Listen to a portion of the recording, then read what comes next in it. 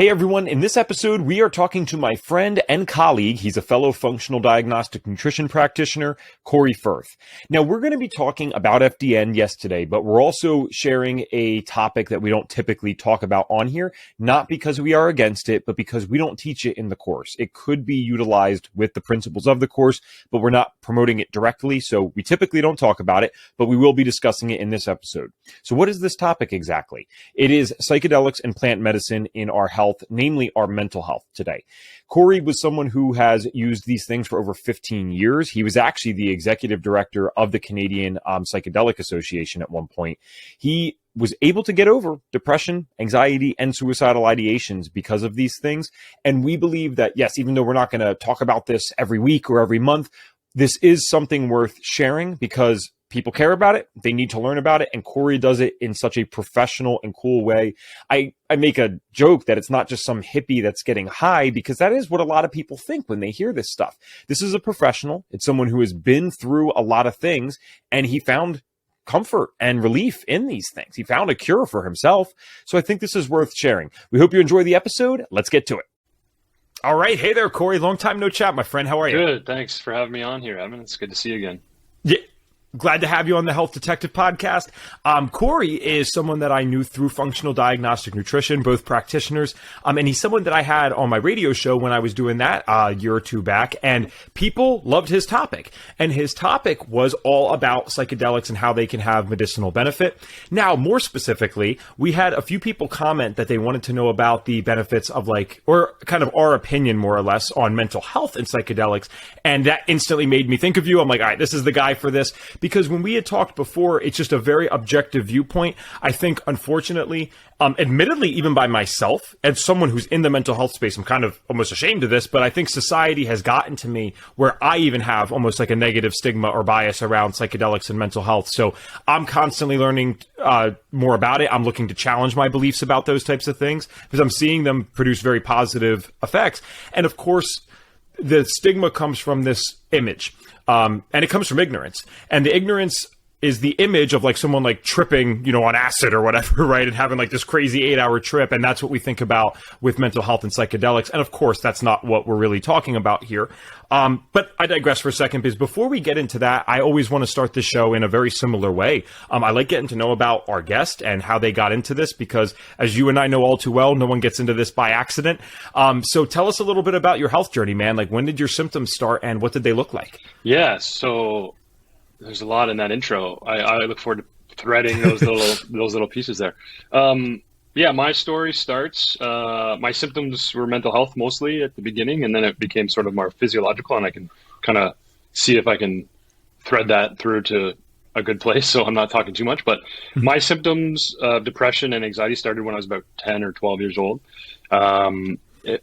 It's unclear to me still about, sort of the root cause of that, but there are some things that I've been able to kind of move back through with the use of psychedelics to allow me to see some of that and clear, a lot of it away. Although, depression is still there, anxiety is still there as a symptom, but it's manageable now because of some of the work that I've done. Sure. So the story starts, about when I was 10 or 12, and I have a background in competitive sports when I was young, and that environment sort of leads to a bit of, unintended pressure. I don't blame anyone in that scenario. It's just one of those things. And I couldn't regulate that. I didn't know how to regulate that pressure to perform.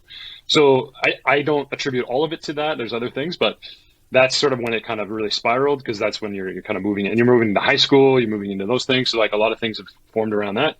And then over the years, as I got older, it just continued to kind of get worse. And then once I entered into the workforce after school, it really took an even bigger turn into suicidal ideation. And it kept escalating, and I was just on this pursuit of trying to perform again, just living out those childhood experiences. And I was doing it for everything outside of me and doing nothing really internally that I was passionate about or enjoyed. Sure. And then I found, first I found some books that really just sort of helped me to understand my mind a little bit, using my mind as a success mechanism as instead of a failure mechanism, looking at the pessimistic all the time instead of the optimistic point of view. And then I found functional medicine, and I call myself like sort of a human optimization junkie, and found all these different little tools like with the red light and different things that we've talked about before. And I'm sure you've talked about lots on this podcast. And I just continued to just try these things. I went on, after I left my first job, in marketing, I started my own marketing agency. And my pursuit there was like capitalistic, materialistic, like just build the biggest company, scale it, work with the biggest brands, make the most money. And that created a lot of burnout because I wasn't chasing anything that was true to me. It was all outside of me. And so that just made things worse. I actually did scale it really well. I worked with companies like Amazon and Universal Studios and Disney and these big companies. But I was way worse off by that point. And even though I had money coming in and I was, trending towards, family and all these things with the partner that I was with at the time, I was miserable and very close to ending it. Suicidal ideation had really just spiraled. And then I found psychedelics after that. And then I went on about a 18-month journey, spending about $100,000 on these sort of alternative treatments, kind of getting sick of the allopathic way of treating things here in the Western culture, just trying to look for different things. So I did some silent retreats, meditation retreats, did every therapy you can think of, horse therapy, cold shock therapy, all kinds of different things. Psychedelics was one of those pieces, and I'm excited to talk to you about that today because that's really been one of the big turning points for me once I found psychedelics in a therapeutic way. Everything sort of opened up a little bit, and I became more able to regulate and understand my depression at a really root cause level, and that spiraled into my work today. So the last year I spent as the executive director of the Canadian Psychedelic Association here. That contract just ended, and now I'm creating a microdosing community called Dose Day. And what we're doing there is connecting like-minded microdosers virtually to expand the practice of microdosing. So I can talk about that if you're interested. And now I'm just sharing my story. So I think a lot of what a lot of people are seeing now is just, and maybe this is where the conversation came from within your community, is just so many people are talking about it because it's in the news everywhere, especially in Canada. So I'll leave it there, and you can pick up wherever you would like from that story. But thank you. I don't want to go on too long. No, that's all good. It's your show. There's so much to dissect there, because on one end, I always like to address the suicidal ideations thing, because my work in the mental health space with kids outside of this, that is, it's unwritten, but that's what it's really about, right? I don't know what every single person's story is in a school. If there's 100 kids in an audience, there could be kids with abuse at home, or maybe it's biochemical things, right? Like we know is all too real. And the treatment plan might look very different from one person to the next, but the bottom line is there is help out there. And if we give it enough time and we try enough things, I've seen people resolve or at least manage the craziest of stories and circumstances. And so, my whole goal, even when talking about something like this today, is if we can give someone some little bit of hope so that they don't do something that they can never come back from. That's one of my main goals in the mental health space always. Of course, I want people to just feel better. That's great. It's not like I want them to hang around and suffer the whole time. But when you make that choice, it's permanent. New treatment can come out in 3 years. Right. And maybe that's all you had to do was hang on for another 3 years, which can be quite tough depending on what the person is going through. But, especially for younger individuals, relatively younger like us, right? We're not 70 years old. There's a lot of life left. There's a lot of technology that's going to come out and new studies that are going to come out even in the natural world. So I always want people to hang in there and just keep trying different things and know that there's stuff out there. I want to go back just for a second because I always love shouting out books that people are reading. I think more people need to read. You had talked about, you read a few books and they kind of helped you. Do you remember what were those books offhand? Yeah, the first one literally fell into my lap. It's called Psycho-Cybernetics by Maxwell Maltz, I think his last name is. I might be mixing that up. Yes, it is. And you have it right there? Would that be by Maxwell Maltz? Awesome. Yeah. That's awesome. Yeah. So that book I was given to by my stepfather, and at the time I was like, I'm not into this kind of mumbo jumbo crap, self-help. I don't need that. Although I did, right? And so I just put it on the shelf, and one day I was vacuuming, and I was kind of on the ground, and I was underneath my shelf, and I hit the shelf, and that book literally fell on my lap. And I was kind of like, and at that time, I wasn't really listening to my intuition much, but I was like, I'm going to sit down. I put the vacuum down. I went on the couch and I read like half the book in a few hours. And that one was really like, when I talk about, that's the whole book there is about shifting your mindset or understanding that your mind works as a success mechanism, not a failure mechanism. And then I was like, oh my God, like kind of a light bulb shine. And then I'll just give you one other book when it's related to psychedelics. Please. How to Change Your Mind by Michael Pollan is a really great one. It's Michael Pollan's a very influential writer. I think he was named one of the top 100 writers of our time by Time magazine. He writes a lot about plants in general, food and diet and things like that. But he wrote a book a few years ago, a couple years after I'd started my journey with psychedelics. I think, anyway, timing's off, but he really kind of that's a pivotal moment in the psychedelic renaissance and the expansion of the accessibility of these things, because he's not a psychedelic person, but he wrote a book on psychedelics through his experience. And that sort of opened up the doorway a little bit more and more. And there's many reasons outside of that, but it's a really great book called How to Change Your Mind. He goes through, I think, psychedelic mushrooms. I think he talks about ayahuasca, and I think he talks about LSD and his stories about how that works. And he brings the science in. It's a really, really great book.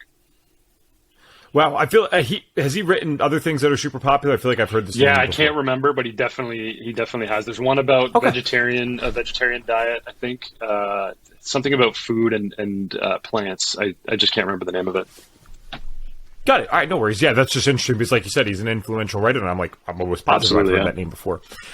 Okay, so going back to kind of your personal story, I thought it's just sad, right? Because it's so ironic because you meet like the stereotype of that one quote that says, that we lose our health basically to earn money in this capitalistic world, and then we spend all our money trying to regain our health. And it's like you spend $100,000 in an 18-month span. That's no small amount, right? I got to ask too, what is horse therapy? Just like riding horses? No, it's like, what is that? It's like, I mean, it didn't. I don't know if it did worked for me. It was an interesting experience. It's very popular among children with autism. Apparently, there's some connection with horses and children with autism that's very therapeutic. But it's very like an empathetic experience. And there's a place here. There's probably places near you. They're pretty like hush hush, I guess, but. There's a place nearby that they offer this therapy. So you go and you just kind of hang around with horses, and it sounds strange, and it wasn't something that I would probably do again just because it didn't really necessarily, I feel like it worked for me, but there's this really interesting connection with horses to humans, and I'm not exactly sure what that is, but maybe some of your listeners will know more about it, but it was an interesting experience nonetheless. Well, you are totally right, my friend, because I'm in Bucks County, Pennsylvania, and I can be doing horse therapy about... what is that? 2 miles away. So that's kind of interesting, right? But I never would have heard about that. You know what I mean? And a lot of these seem to word it as like therapeutic equine therapy, I think is what they call it. Yeah, people can also search for that. Very cool. I mean, why not, right? I certainly don't think it's going to hurt anyone to get out in nature and be with animals and kind of do that stuff. That might be therapeutic in and of itself, just being outside, right? I like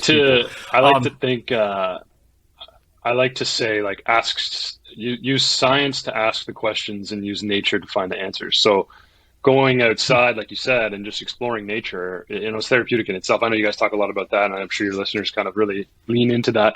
But I'm a citizen scientist. I like to just explore and track things and just see what works, whether it's a supplement or whether it's hanging out with horses. Does my mood change? And can I feel that chemical switch in my body? Can I feel that ability to calm my nervous system? And, with the horses, it was a relaxing experience. It just wasn't for me, I guess, long term, but it's supposedly pretty helpful. Sure. And I love doing those things too, just kind of figuring out what works for us as individuals. And you'd think it's like common sense, but I mean, for me, I never really got out into nature that much as a kid or hiked or whatever. And I started that at 18 when I started my own intentional journey of healing. It's something that I've maintained to this day. I feel instantly different when I'm out there hiking. And I don't mean to insult anyone with depression or anxiety because I'm someone who's been through it myself, but I really wish sometimes that I could go back to my worst parts of depression and anxiety and just pick myself up and put myself out on that mountainside to see if that didn't significantly relieve the symptoms to some degree, even if it's only temporary. I'm just saying I cannot imagine when I'm out there feeling how I felt at one point if I was outside. It's like, it just seems a lot easier when, it's 11 p.m. and you got the TV on and the blue light's blasting you, right? And you're stuck in your bed and you just ate your crap food. It's like, I don't know. I feel like it would have been hard for me to experience those things out there, but I could be wrong.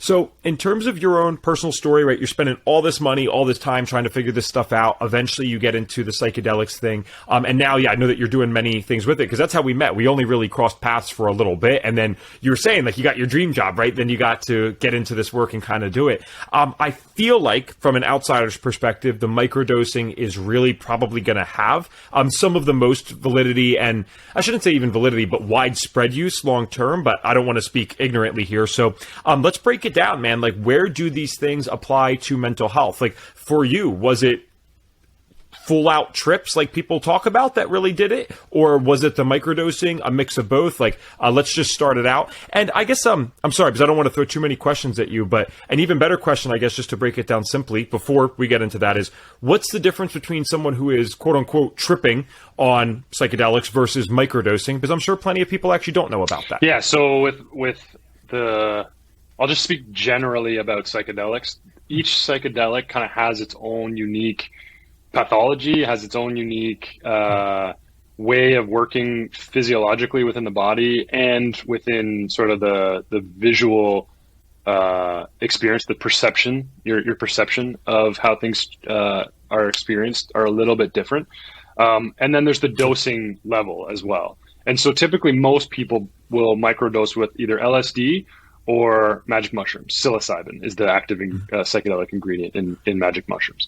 And there are a lot of people that do also microdose cannabis, and there's a history more with mushrooms and with cannabis of a long lineage of history of use of microdosing. It goes back thousands of years for cannabis and mushrooms. LSD is a newer synthetic, so it's not, it doesn't have as much history, but just try to touch on all of those things. So typically, like, your kind of scale, what you would see if you Google this, you're going to see something around a microdose is like a tenth of a gram. It's sort of like your like 0.25 to like 0.5. Typically, that's what we consider a microdose.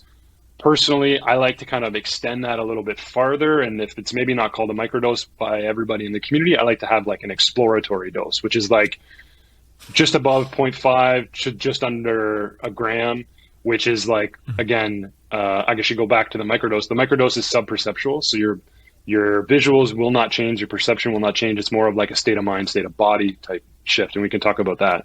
And again, there's a lot of studies kind of coming out about this, but there's still a lot more to be done in terms of how it affects versus placebo and that kind of stuff.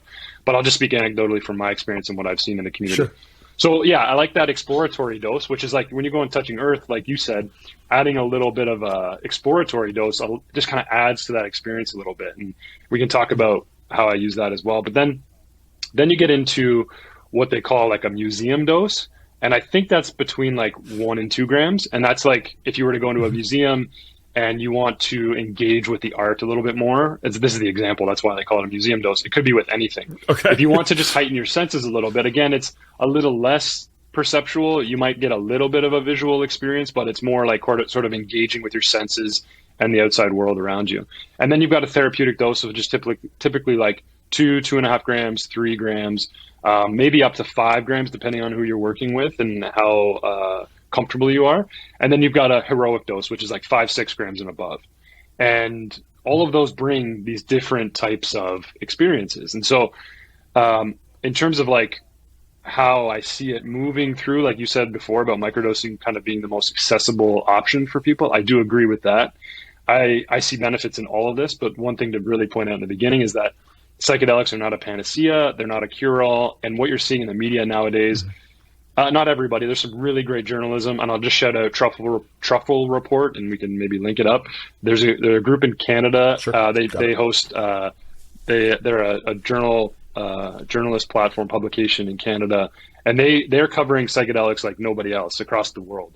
And they're doing a really great job. But some of the mainstream media that don't quite know it, like these people at Truffle Report are really into the movement. Some of the mainstream media, they kind of read the press release and they kind of like, they want the headline, right? So a lot of that right now is kind of glorifying it. And I have some worries about that because we don't want to have what happened in the 50s and 60s happen today. I don't think it's going to happen. But I just don't, when I'm speaking, I just don't want people to hear this is the thing that could fix you, right? Because the thing I worry about, and especially with microdosing, is you brought in intentionality before, is we have to make sure that we're creating intentional use with these medicines, and I'll call them medicines from here on out. Yeah. Because we don't want these things to become another pill that we pop to relieve the pain. They don't have that effect. You can actually become immune to them pretty quickly, especially microdosing if you do it too often. So it's not going to have that effect. So you need to take breaks. You need to see where you're progressing, where you're growing. That's the beautiful thing about psychedelics, is that they allow you to kind of grow with your use of them. And microdosing has that strong effect. I'm missing some of the other things you said, but pick up wherever you'd like. Yeah, no, that's perfect. And I did throw a lot at you because it's like, okay, sometimes I always try on this podcast as hard as I can to not get stuck in my own bubble, because like I'm already assuming people know the difference between microdosing and not. No, you know what? The average person, I still think at this time, does not really fully understand what microdosing really means. No, it does not mean you're having like a small trip where there's actual hallucinations, right? Like this is a very small dose of something. Yeah, do you want to talk about that for a second? Do you want to get into the sub-perceptual microdosing thing? Because like you said, I think it's the most accessible thing for a lot of folks.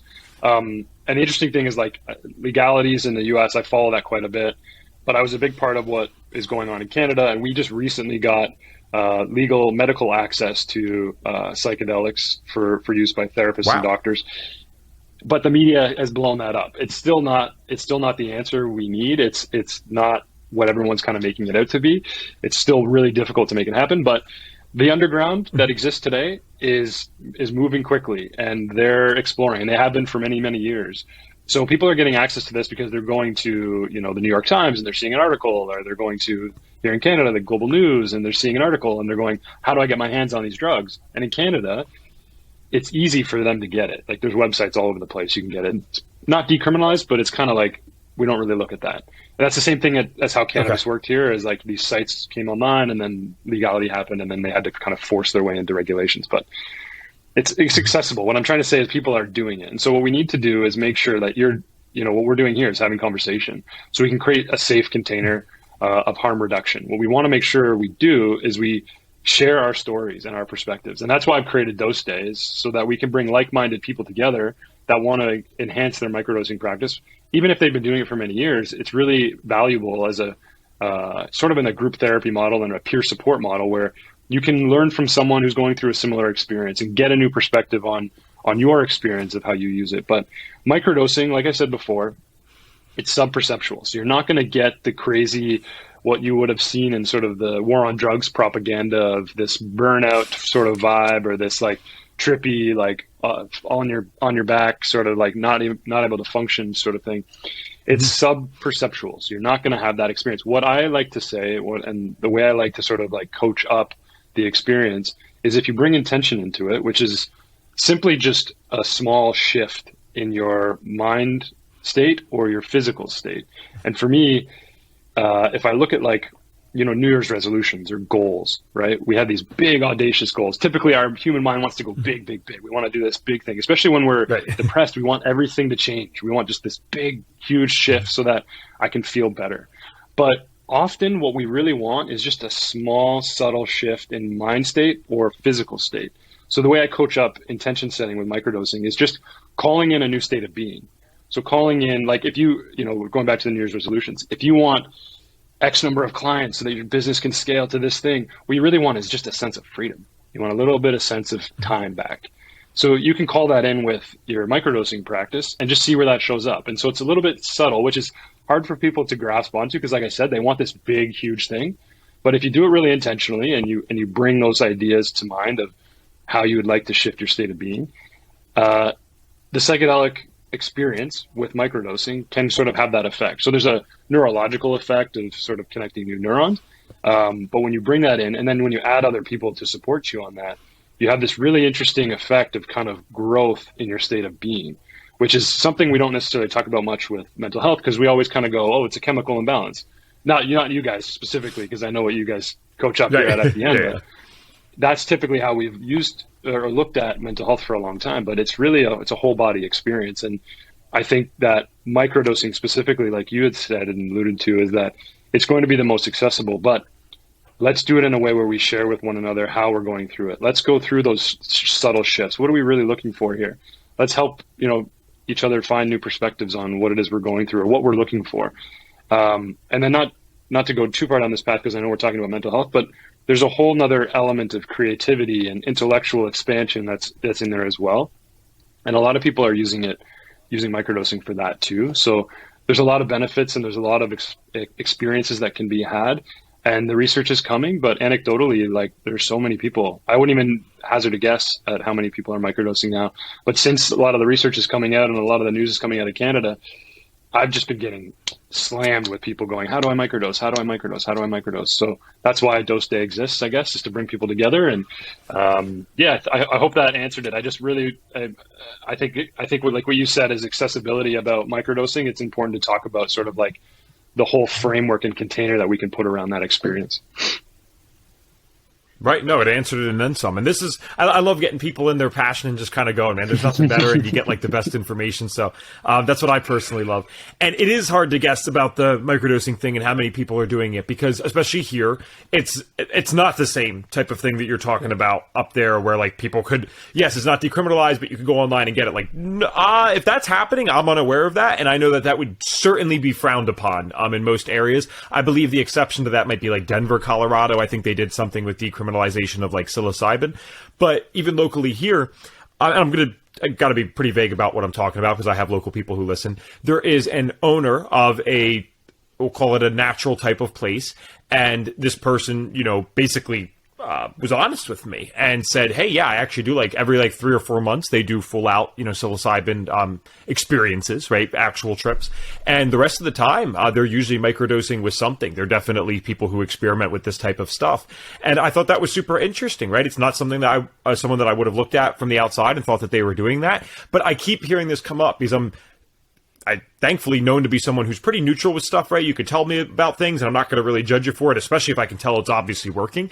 And so I feel like people confide in me a lot with these types of things. And I'm shocked sometimes by how many people I know that are doing this, because I'm like, where are you even getting this? Like, who, to me, that's just not a world that I'm in anymore. And I don't even know where they're getting it, let alone enough that they can, all right, I can schedule this out and microdose this accordingly as I want to. So yeah, I think whenever we have enough demand, and this is almost a political statement, but I mean, I'm happy to do it.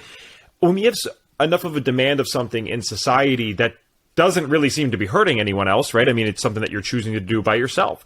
I don't believe that's something that we should have our hands in. In fact, I think we're actually putting a lot of people in danger by not having this just regulated and having it something that could be purchased in a store or used by a doctor freely, right? Not like having to go through all these hoops, or what do you call that? Having to jump through hoops to get to where they need to get to, like you said, in Canada, where, yes, maybe they can get it through a therapist or a doctor, but it sounded like that's a pretty tricky situation to get there, right? I'm sure they have to use a million other things before that happens, unsuccessfully, right?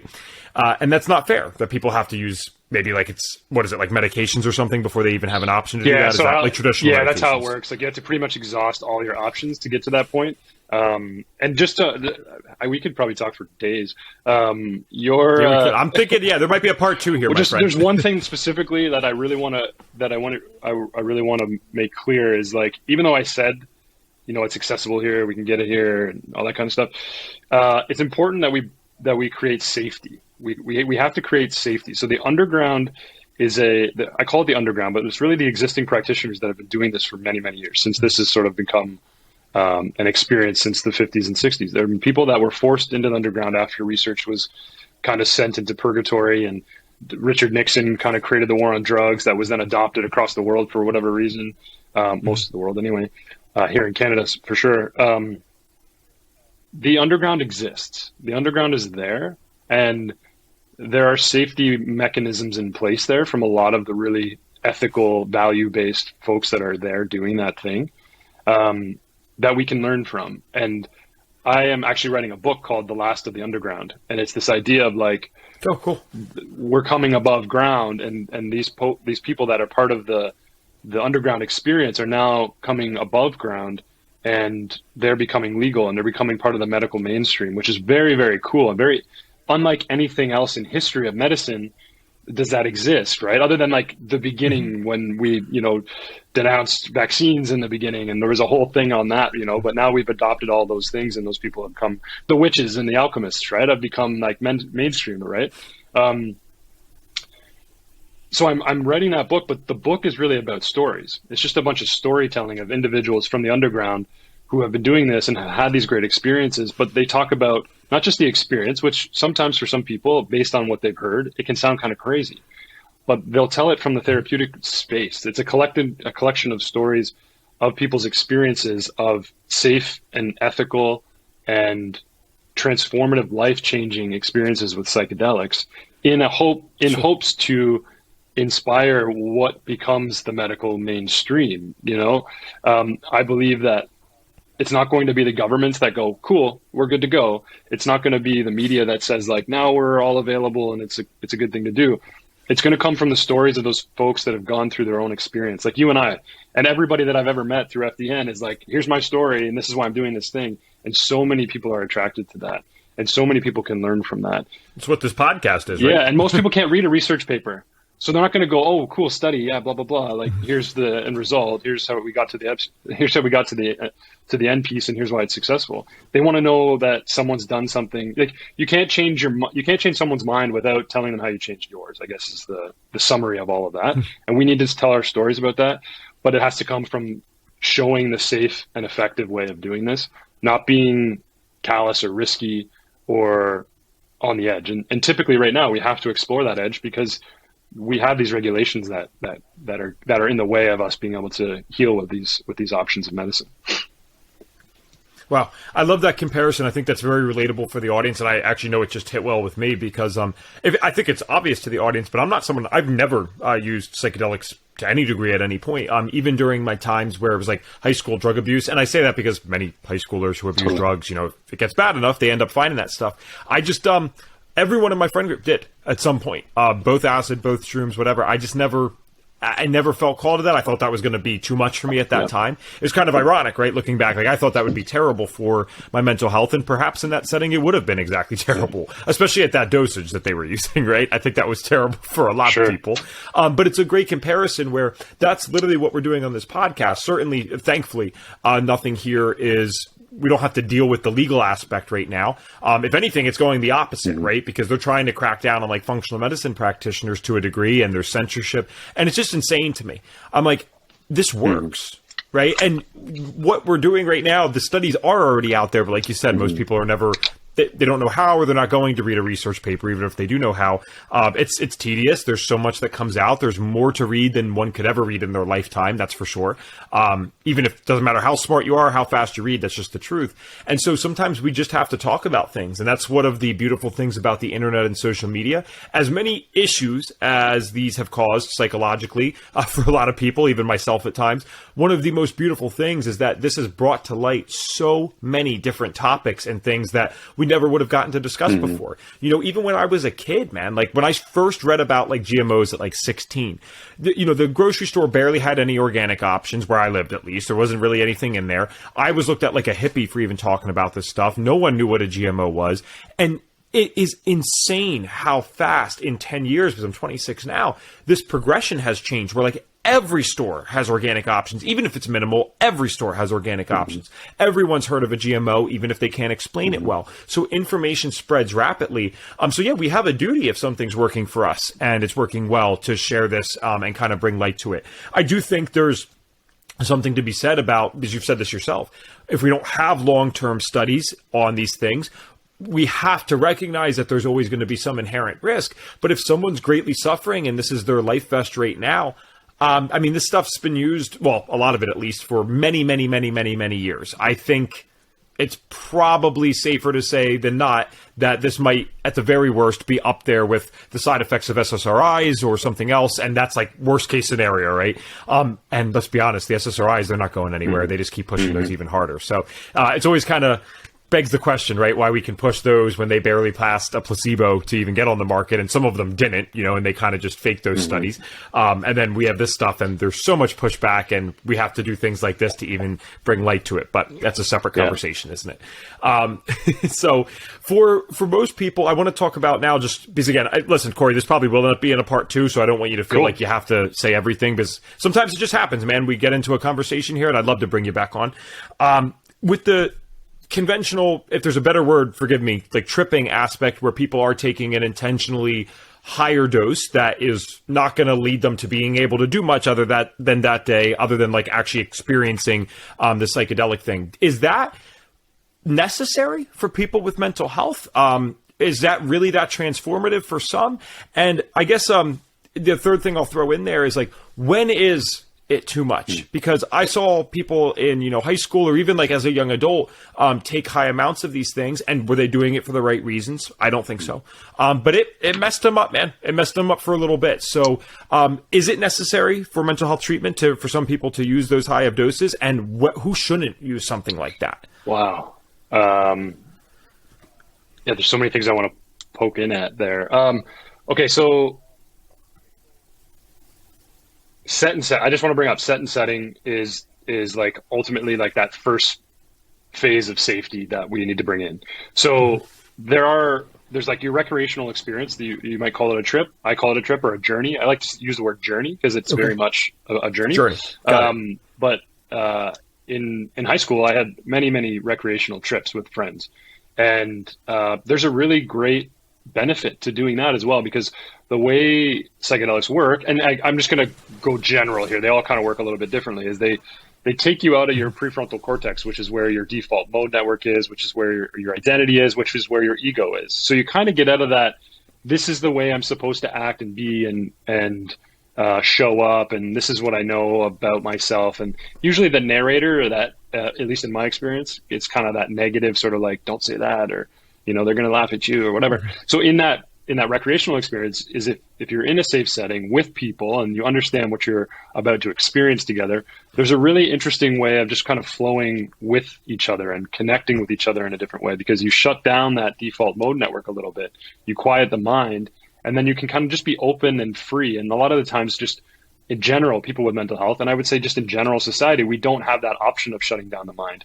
That's why we're human. If we weren't human, we wouldn't have the ego, and then we'd just be these bumps just floating around these meat suits on Earth here. But so that's sort of like a mechanism of kind of how they work, right? And like I said before, set and setting is very important. So then when you take it up a notch, so from that recreational experience, and then you go into what we would maybe call a therapeutic experience, there's therapeutic and then there's ceremonial. So I'll bring those kind of in. This is just how I look at it. It's not necessarily like a governed sort of structure that everyone follows, but you've got the therapeutic experience that I would sort of say is that next experience that is typically here more and I say here, I just mean like North America, is an experience with either a sitter or a facilitator or a guide that's potentially in the underground. So it's a little bit of one of those experiences where you have to really vet the person that you're working with, make sure there's safety guidelines, make sure they know what they're doing and they have experience, and there's a set and setting piece there.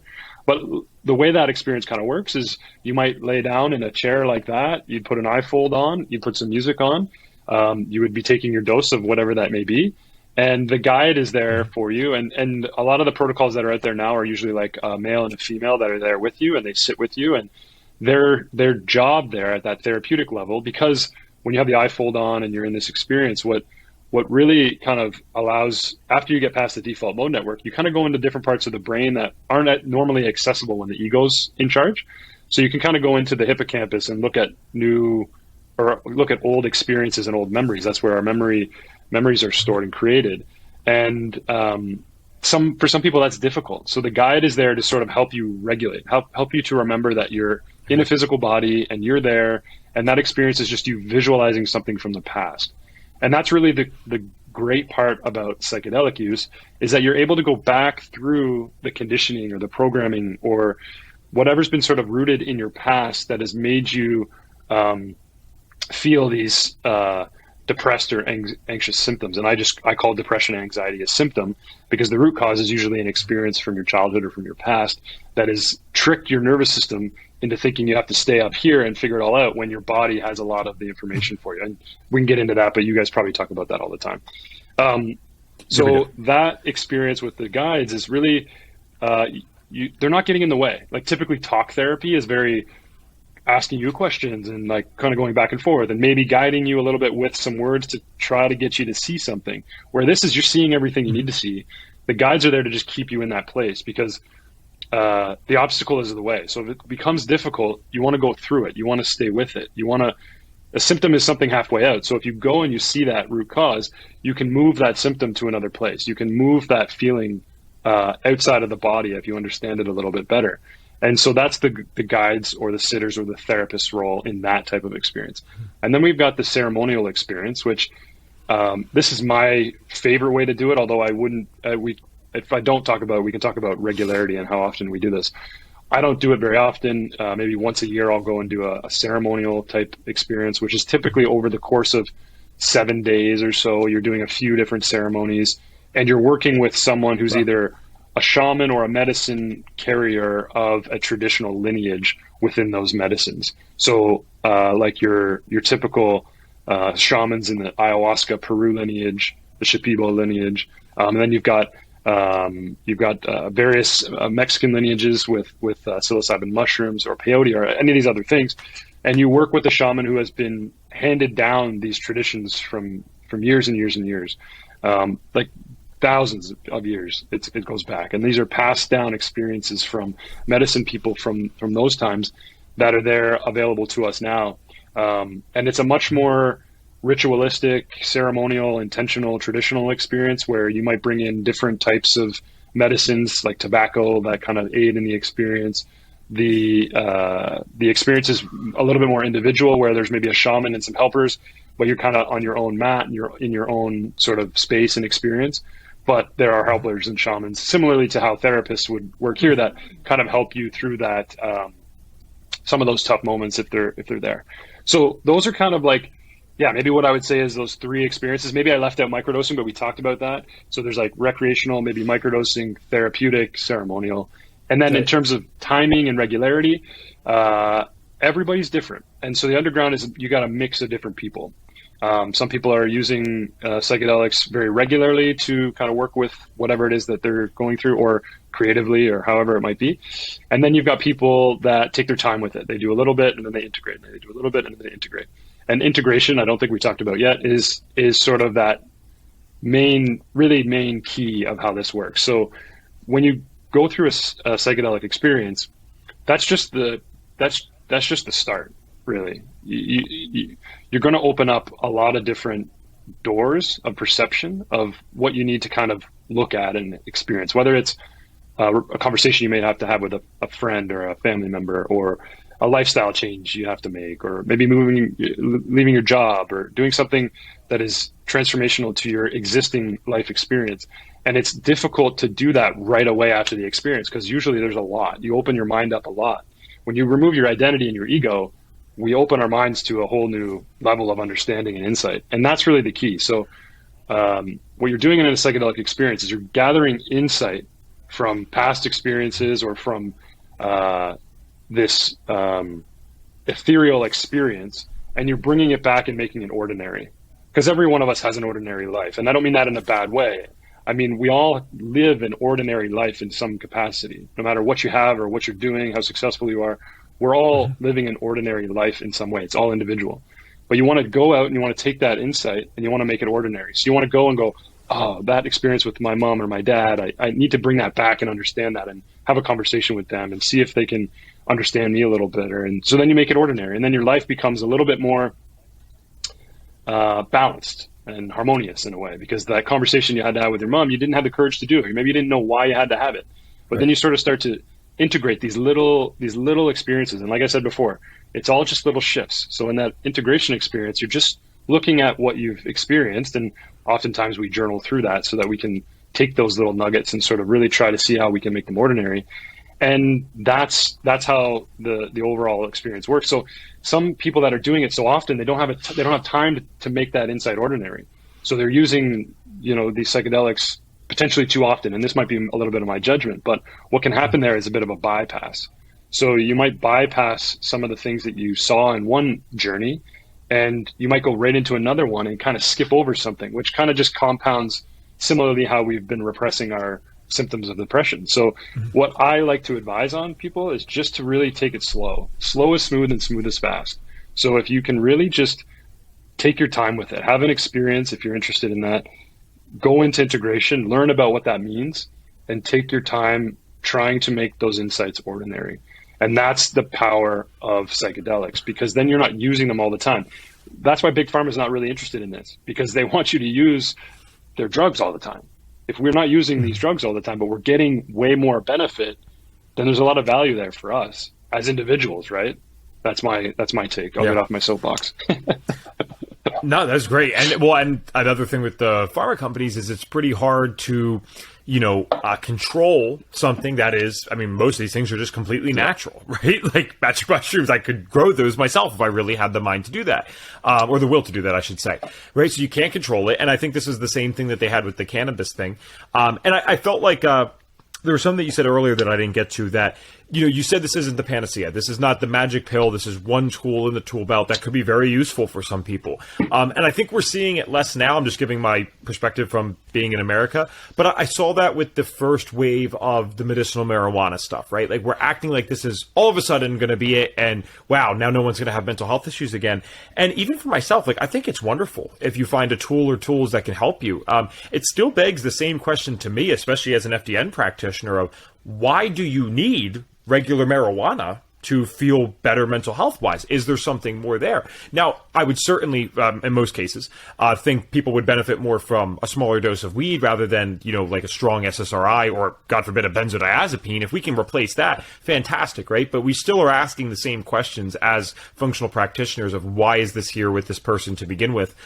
Because in theory, no one should need any of these things on a regular basis, right? What I like already about the psychedelic thing is it implies that maybe you could use less over time, or certainly we're not using this all the time, right? Like this is not your crutch every single day. You can't even really do that. We're using this to progress over time. And that wasn't the same push with the medical marijuana stuff, right? Like that's pretty straightforward that you're replacing, the SSRIs or something similar with this, and you're going to use this every single day as much as needed, which again, if someone's suffering, this is not to sound rude. I want this person to feel good. I just hope that you get the full service that you deserve, and someone is still asking the right questions of, okay, why do you need marijuana every day to feel good? Is there something more that we can do? Is there something more that can be looked at? Is this a biochemical thing? Is this a childhood trauma?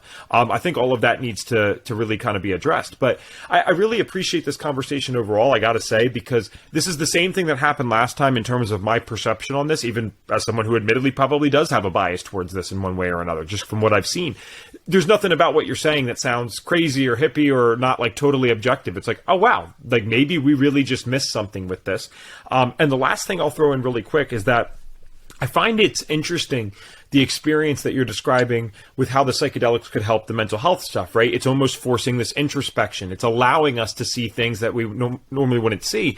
And what I find interesting is that isn't that the same reason people have historically used these things from a spiritual perspective? Maybe they didn't have like a clinical mental health issue, but they've been using this to kind of get away from that, more like modern brain, if you will, and get into the deep stuff, figure out what's going on and how can I progress as a human being. So it's pretty hard to progress spiritually, I found, at least as someone who's spiritual, if we're still dealing with a bunch of dirty laundry that we haven't wanted to, pick up and clean, to continue the analogy as much as I can. It's pretty hard to progress in that way until we address that stuff. So for someone like yourself that has been doing this long term, and you said like once a year might engage in something more ceremonial, as you called it, and I like that a lot. I think that's what historically it has been called by shamans and more native people. So I think that's appropriate. Are you finding now that it's more for the spiritual and even intellectual growth like you talked about, because you've been able to kind of work with a lot of the stuff from the past? Like, is this just something a gift that keeps on giving and elevating over time? Yeah, 100%. I want to go back quickly with the cannabis thing and where we're headed here with psychedelics. I wrote some notes so I can follow you a little better, because every time you bring it up, every time, it's just a great conversation. Every time you talk, there's like 4 things I want to talk about.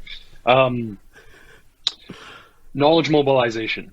That didn't happen with cannabis here in Canada anyway, and I don't think it happened in the US at all, where there's a very interesting genetic component to cannabis that a lot of people don't talk about, where certain people's genes interact with certain strains differently. And that can cause a varying level of experience. So it's not just like going to the store and grabbing a joint and smoking it and having the same experience every single time, especially if your genetic makeup and your cannabinoid system sort of works differently than others, and it does, because we're all unique individual beings. Then it can cause some uncomfortable experiences. And so going back to the word intention, I feel like there's a bit of an intention gap. And you talked about why. Why do we do this? Why do we pick up anything and do anything?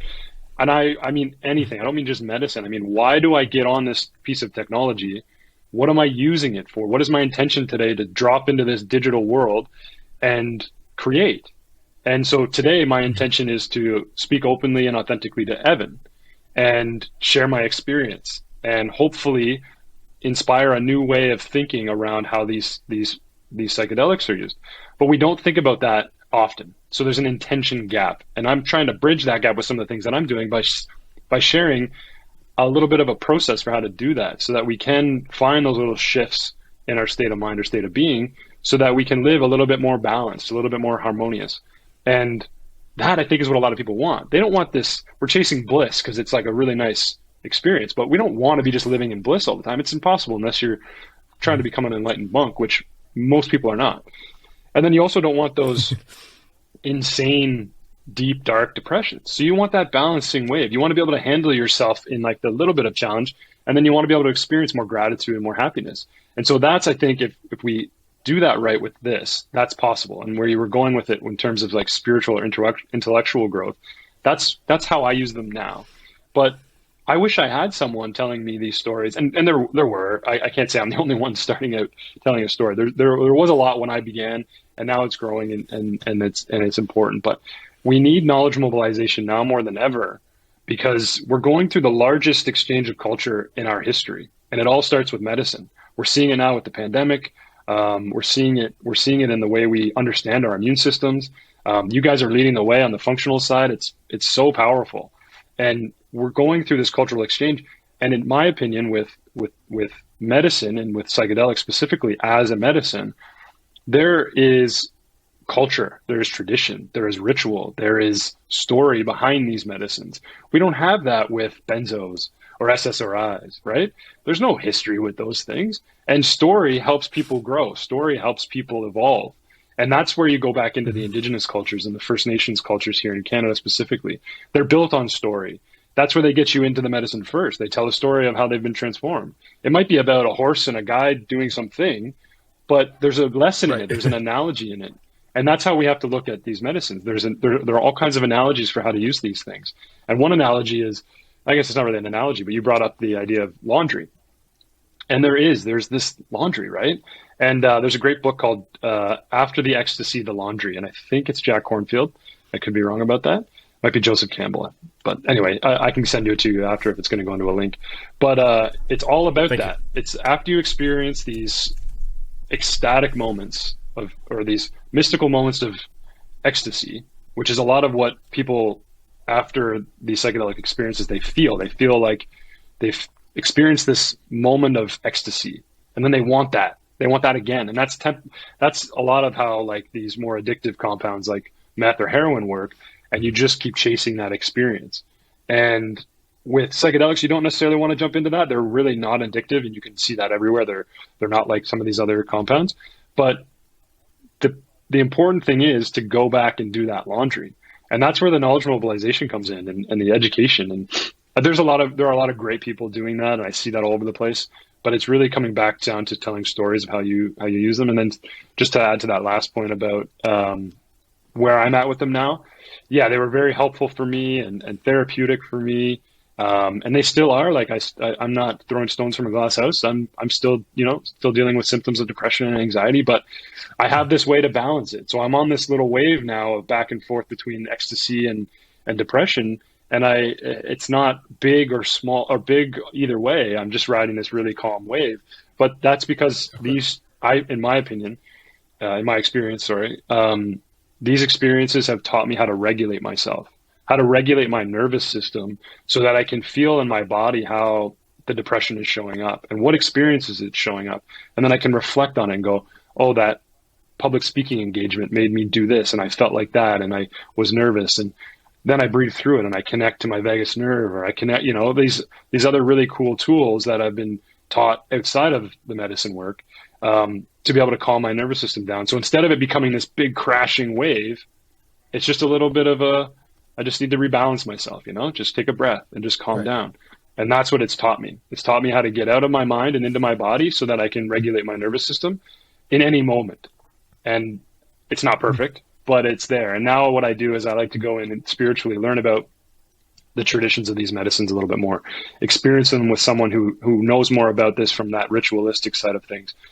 Because then I can tap into myself spiritually a lot deeper. And I just believe like these 4 pillars of health for me are bio, psycho, social, spiritual. There's that biopsychosocial that's been in our culture for a while. We've heard of that before, which is your physiological makeup, and then you got your psychological makeup, and then you got your socioeconomic makeup. And I always add in the spiritual. And I think right now more than ever, people are experiencing a existential spiritual awakening. And they're not really sure how to deal with that because they've either been indoctrinated by the church or religion, and they're like spirituality is like too close to that for them, but they're not sure what to do. And a lot of these compounds can allow you to sort of experience spirituality in a new way, in a way that you've never experienced it before. And typically for me, at least what I'm seeing now with some of the people I'm working with, is that that's the last component that people need to sort of move through the obstacle and move through the symptom and getting a better understanding of, like I said before, how to regulate their nervous system, which is the mental health challenge, not being able to regulate your nervous system. Yeah. It's not a chemical imbalance only. Anyway. Yeah, no. This is great, man. And sometimes it's not a chemical imbalance at all, right? It can be, we know neuroinflammation is a huge thing now, but there's our, 3rd or 4th podcast that we could do this now. We're really stacking up on here. We are going to wrap up. I want to ask just a few more quick things, kind of shorter questions, of course, where people can find you. But one thing is that I'm feeling just pulled to ask is, what's one thing that you wish people knew about psychedelics and how they can be medicine? Well, that they're medicine. They're not drugs that they're not drugs that we've been conditioned to believe are bad for us. They are medicine that can help us heal. Perfect. That's all I needed to hear. Thank you. Number 2 is, where can people find you? And I know that you've talked about what you're doing a few times, but maybe just if we can make it clear of like who this is for, what you offer. I know that you're Canada-based. I don't know if that matters. So just shout out everything and we'll make sure it's all in the show. Yeah, Instagram, Cory Firth, LinkedIn, Cory Firth, and then Dose Day is a new pilot program that we're running for like-minded microdosers. You can go to doseday.co. There's no social there yet. We're trying to just go at this slow. And then you can hit me up on LinkedIn or Instagram, and I do some coaching as well, but I do it like really intentionally in small groups so that I can spend most of my time there and then have the rest of it with my family. So anywhere on there, you can hit me up. Well, that's amazing. Yeah, because I don't know anyone that's come on this show in 100, whatever it is. They get so mad when I shout out the episode and number and it's not correct. So it's over 110 at this point. And we've never had someone come on and talk about this. So I know that will be very valid for a lot of people. And I'm sure someone out there that doesn't feel like they can talk about this is going to be like, wow, this guy is totally for me and I'd love to work with him. So my final thing for you is, and I love asking these questions because even with the topic today, the answer might not be what people would think it would be. But it's our signature question on the Health Detective podcast. And it's as simple as this. If Cory, could get every single person in this world to do one thing for their health, whether that's literally do one thing or not do one thing, what is the one thing that you'd get them to do? Get off social media. I can explain that further, but I don't think I have to. Actually, the best way to describe it, and I'll try to be quick, is there's this theory or this idea of digiphrenia. It's trying to exist in multiple places at once. And we've got this physical being and how we live today and the reality of the world that I'm in that I'm not seeing you in. And then there's the digital version of who I am, my identity online, which varies between LinkedIn, where I'm buttoned up and professional, or Instagram, where I'm sharing my food, or maybe some silly, like the best of my experience, which isn't realistic. Or then there's Facebook, where I'm yelling about politics or whatever it might be. So we're trying to exist in all these different places at once, but we're having a hard time existing here in the physical, real, material world. And so if we can just take a step back, I don't think you have to delete it, but fast from it. You guys talk about fasts from food. There's a real benefit from fasting from technology.